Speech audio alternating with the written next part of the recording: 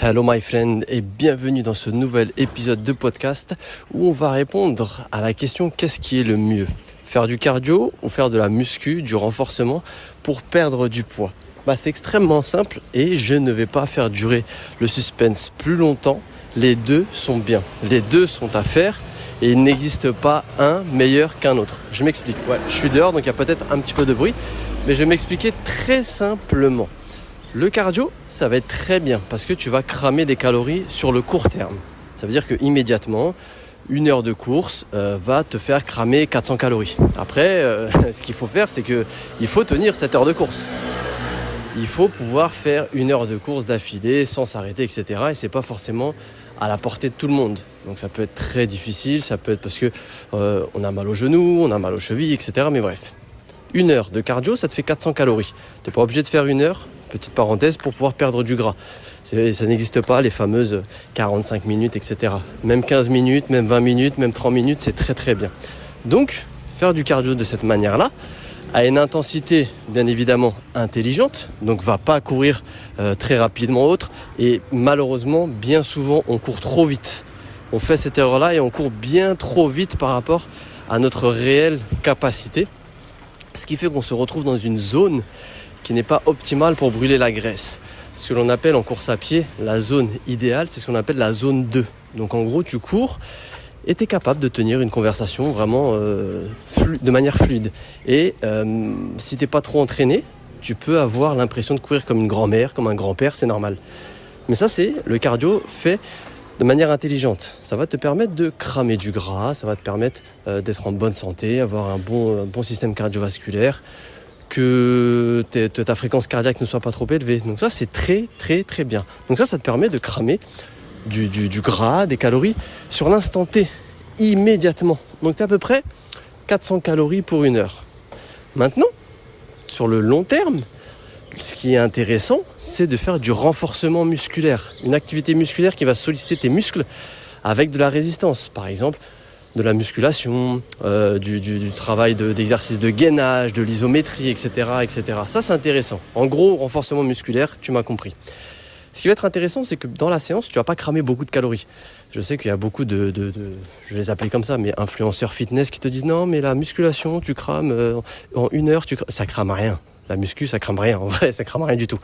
À part si tu fais, je te dis ça parce que je suis un peu essoufflé, parce que je viens de faire ma séance de jambes. Du coup, mon cœur, il est encore pop, parce que je fais de manière un peu assez intense et du coup, mon cœur monte. Et donc, ils vont te dire que oui, la séance crame. Non, c'est faux. Mis à part la séance de jambes qui peut-être te cramer presque autant qu'une séance de cardio, les autres séances, ça crame pas de calories. C'est faux, c'est des bêtises. Donc, on pourrait se dire, mais attends, la muscu, ça crame pas beaucoup de calories, donc le mieux pour perdre du poids, c'est de faire du cardio. Eh bien non, my friend, pas du tout. Pourquoi ? Parce que la musculation, ça va pas te cramer beaucoup de calories comme on a dit, sur l'instant T, sur le court terme, ok. Mais ça va te permettre de solliciter ta masse musculaire. Si ta masse musculaire, elle est sollicitée, elle va être plus active. Qui dit masse musculaire qui est plus active, dit que ton métabolisme de base va lui aussi naturellement augmenter. Je te rappelle ce que c'est que le métabolisme de base, ce sont les dépenses liées aux fonctions vitales de ton organisme.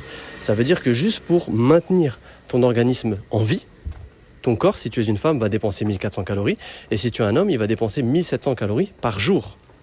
Je te parle même pas de marcher, je te parle pas de rester debout, non, juste respirer, envoyer du sang dans les organes, faire les échanges gazeux, c'est tout.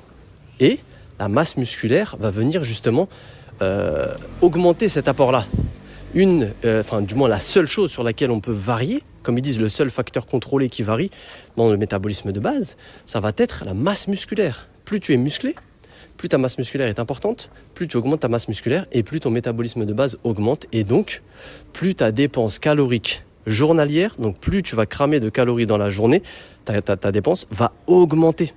Ce qui fait que, tu vois où je veux en venir, ce qui fait que la musculation, le renforcement musculaire ne va pas venir te faire cramer, brûler des calories à l'instant T, sur le court terme, mais plutôt comme un investissement. C'est un petit peu comme les gens qui disent moi j'investis dans l'immobilier. Ouais, mais là, attends, t'as dépensé je sais pas combien d'argent. Ouais, j'ai dépensé de l'argent maintenant, mais je vais être rentable dans 10, 15, 20, 30, 50, enfin autant d'années que tu veux, tu vois. Là, c'est la même chose avec le renforcement musculaire. Il faut le voir comme un investissement. Et en fait, les deux fonctionnent en même temps. Donc, vouloir, j'aime bien le comparer à ça, mais opposer le cardio au renforcement musculaire, c'est comme si tu comparais ou tu opposais le fait d'avoir un salaire et le fait de dire « Ah non, moi je suis que dans l'immobilier, je suis que rentier, je gagne que l'argent de mes loyers. » Si tu peux faire les deux, fais les deux. Si ça ne te pose pas de problème, etc., fais les deux, bien évidemment. Donc il n'y a pas un qui est meilleur qu'un autre. C'est un qui a des avantages et l'autre qui a des inconvénients. Tout simplement.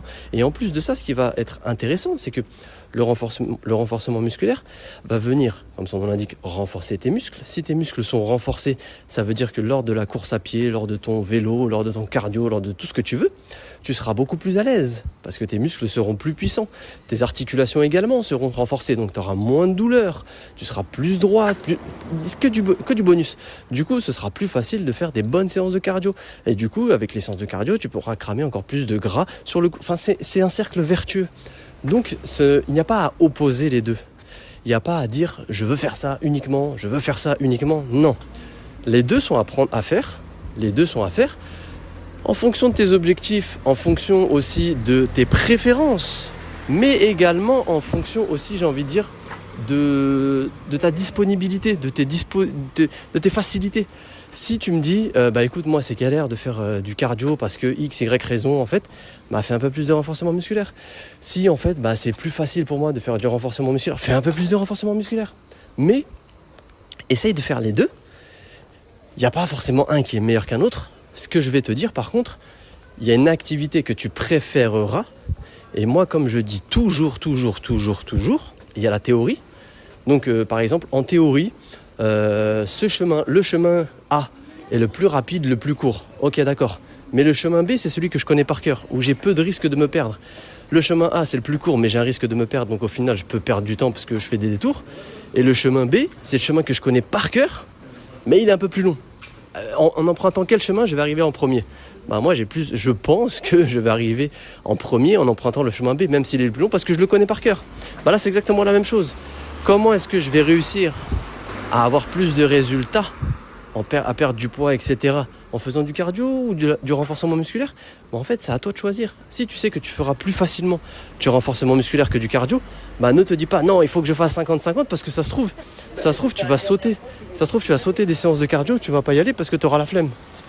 Tu auras la flemme et vaut mieux faire une séance de renforcement où tu prends du plaisir plutôt que de faire pas de séance tout court.